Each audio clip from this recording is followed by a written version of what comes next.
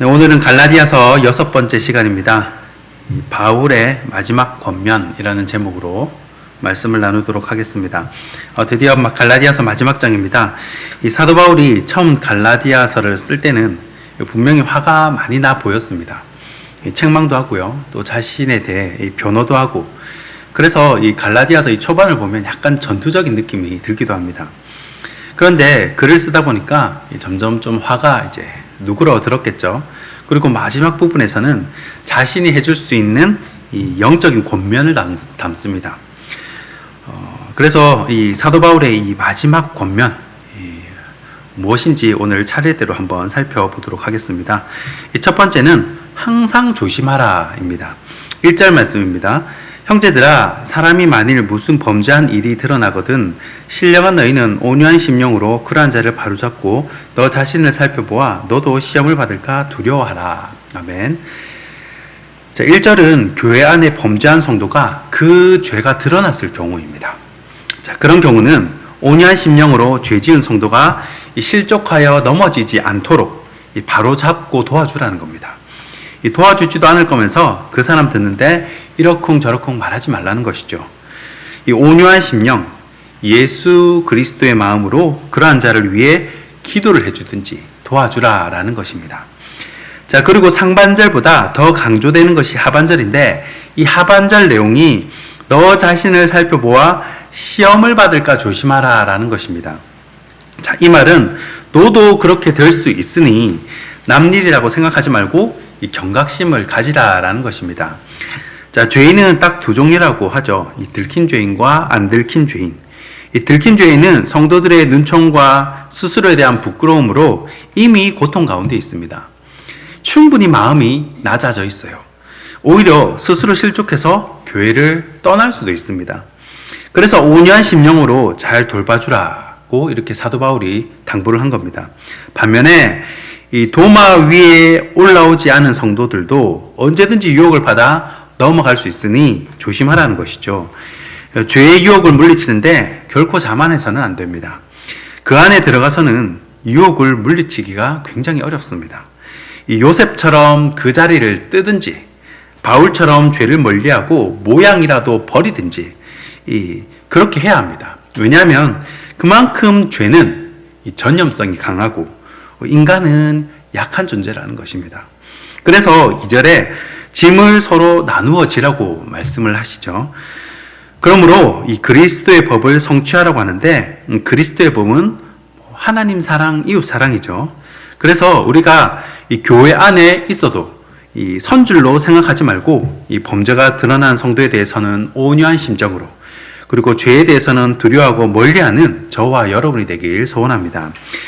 이 사도 바울의 권면, 이 두 번째는 좋은 것을 나누어라 라는 것입니다. 오늘 6절 말씀입니다. 이 가르침을 받는 자는 말씀을 가르치는 자와 모든 좋은 것을 함께 하라. 아멘. 자, 이 말씀은 영적인 가르침을 받는 자들은 가르치는 자를 마땅히 대우해야 함을 말합니다. 자, 요즘에는 신학교에서조차 이 자유주의 신학이 들어와서 이 목회자와 성도가 무슨 차이냐 그러면서 이 목회자에게 함부로 하는 그런 경우가 종종 있습니다. 또 굉장히 앞서 나가는 신학 사상인 것처럼 이 쉬울 줄 안 해도 된다라는 이 사람들도 있습니다. 그러나 성경은 그렇게 말씀하지 않습니다. 몇 군데만 소개를 드리면, 로마서 15장에 바울이 로마 교회를 향한 연보를 언급하면서 이 마게도냐 교회와 아가야 성도들이 예루살렘으로부터 영적인 것을 받고 또 육적인 것으로 갚았다라고 말하면서 구제에 대한 이야기를 꺼냅니다. 자, 로마서 15장 27절입니다. 저희가 기뻐서 하였거니와 또한 저희는 그들에게 빚진 자니 만일 이방인들이 그들의 영적인 것을 나눠 가졌으면 육적인 것으로 그들을 섬기는 것이 마땅하니라. 아멘. 자, 고린도전서 9장에도 보면요, 바울은 자신의 사도직을 변호하면서 영적인 것을 뿌렸으니까 육적인 것을 요구하는 것은 당연하다라고 말을 합니다. 그러나 오해가 일어나지 않도록 그 권한을 사용하지 않았을 뿐이라고 말하죠. 자, 고린도전서 9장 7절에서 12절 내용입니다. 자, 누가 자기 비용으로 군복무를 하겠느냐? 누가 포도를 심고 그 열매를 먹지 않겠느냐? 누가 양떼를 기르고 그 양떼의 젖을 먹지 않겠느냐? 내가 사람의 예대로 이것을 말하느냐? 율법도 이것을 말하지 아니하느냐? 모세의 율법에 곡식을 밟아 떠는 소에게 망을 씌우지 말라 기록하였으니 하나님께서 어찌 소들을 위하여 염려하심이냐? 오로지 우리를 위하여 말씀하심이 아니냐? 과연 우리를 위하여 기록된 것이니 밭가는 자는 소망을 가지고 갈며 곡식 떠는 자는 함께 얻을 소망을 가지고 떠는 것이라. 우리가 너희에게 신령한 것을 뿌렸은즉 너희의 육적인 것을 거두기로 과하다 하겠느냐? 다른 이들도 너희에게 이런 권리를 가졌거든 하물며 우리일까 보냐? 그러나 우리가 이 권리를 쓰지 아니하고 범사에 참는 것은 그리스도의 복음에 아무 장애가 없게 하려 함이로다. 아멘. 자, 사역자가 녹을 받는 것은 당연하지만 이 권리를 사도 바울이 쓰지 않는 것은 이 복음에 장애가 없도록 혹여나 이 문제로 실족하는 성도가 없도록 하기 위해서라고 이 사도 바울이 설명을 합니다. 자, 그러면 사도 바울만 그러냐? 예수님도 말씀을 가르치시고 사역을 하신 후에 이렇게 섬김을 받으셨습니다. 누가복음 8장 1절에서 3절 말씀입니다. 그 후에 예수께서 각 성과 마을에 두루 다니시며 하나님의 나라를 선포하시며 그 복음을 전하실세 12 제자가 함께 하였고 또한 악귀를 쫓아내심과 병고침을 받은 어떤 여자들 곧 7 귀신 나간 자 막달라인이라 하는 마리아와 헤롯의 청지기 구사의 아내 요한나와 수산나와 다른 여러 여자가 함께하여 자기들의 소유로 그들을 섬기더라. 아멘. 자, 목회자나 선교사님들을 돌보고 섬기는 일은 오늘 8절에 나와 있는 말씀처럼 이 성령을 위하여 심는 일이라고 합니다. 이 세상의 논리와 하나님의 논리는 상극입니다. 이 세상에서는 이 커피값, 밥값 이런 거 아껴가지고 주식 사고 다른 데 투자하라고 그렇게 가르쳐 줍니다. 그래야 부자 된다고 알려주죠. 그러나 성경은 뭐라 말하냐면 흩어 구제하여도 부자가 되는 사람이 있고 과도하게 아껴도 가난하게 되는 사람이 있다고 얘기합니다. 그러니까 셈법이 다른 거예요. 그래서 세상은 우리 보고 바보라 그러고 어리석다라고 하지만 저와 여러분은 선을 행하되 끝까지 낙심하지 말고 포기하지 않기를 주님의 이름으로 축원합니다. 이 사도 바울의 마지막 권면 세 번째는 영적인 것을 심어라입니다. 이 8절 말씀입니다.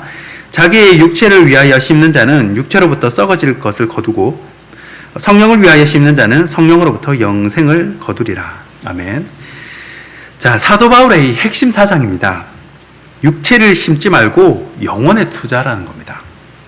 그리고 실제로 사도 바울은 마치 뭐에 홀린 사람처럼 자신의 스펙을 배설물처럼 여기고 이 복음 전도자로 인생을 살아갑니다. 여기서 많은 목회자들도 또 성도들도 걸려 넘어집니다. 마음의 어려움을 느끼는 거예요. 사도 바울이 살았던 로마 시대는 빈부격차가 심하고 향락 문화가 극에 달했습니다.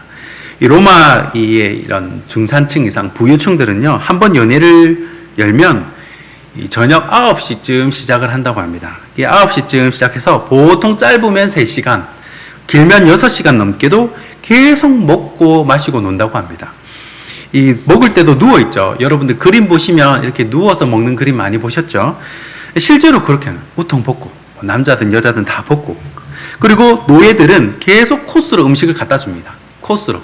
거기서 코스 요리가 발달이 한 거죠. 계속 코스로 가져오는 거예요. 그래서 또 다른 음식을 맛보기 위해서 이 먹은 음식을 나가가지고 토하고 다시 음식을 먹는 거죠. 그렇게 놀고 먹는데 이 성적으로도 굉장히 문란했다고 합니다. 그런 화려한 생활을 하다 보면요, 당연히 빛 대신 예수님은 보이지 않습니다. 예를 하나 들어보면요, 이 도시에서는 밤하늘에 별들이 잘 보이지가 않습니다. 왜냐하면 대기 오염도 이유가 되겠지만 인공빛들이 워낙 많아요. 이 네온 사인이나 이 화려한 빛들이 있잖아요. 이 번화가에 가보면 그 빛들이 너무 많고 화려하니까 밤하늘의 그 아름다운 별빛을 볼 수가 없는 겁니다. 그러면 그 별빛은 어딜 가야 잘 볼 수 있습니까? 시골이나 이 사막, 광야 이런 데 가면 별빛이 잘 보입니다. 주위가 너무 화려하면 예수님은 보이지 않습니다. 이것은 공식입니다. 사도 바울이 예수님을 만나고 세상을 보니까 이 땅의 것들은 다 유한하고 죽으면 하나도 가져가지 못할 것들에 사람들이 기를 쓰고 욕심을 내는 겁니다. 내가 못 써도 자식 주지. 뭐 그런 사람들이 있는데 죽어서 천국에 가면 예수님 그러시잖아요. 거기는 형제나 부모나 그런 거 없다고. 구원도 각자 각자고 사명도 각자 각자입니다. 가급적 놔두고 베풀고 드리고 가는 것이 지혜로운 사람이라는 겁니다. 우리가 해외 단기 선교에 한번 가보면요, 이런저런 비용을 쓰고 남는 동전들이 있습니다. 그런데 그 동전들을 이 한국에 가져와 봐야 아무 데도 못 씁니다. 그리고 환전도 안 돼요. 동전 너무 액수가 작아서 환전도 안 해줍니다. 그냥 선교사님 다 드리고 오는 것이 제일 좋습니다.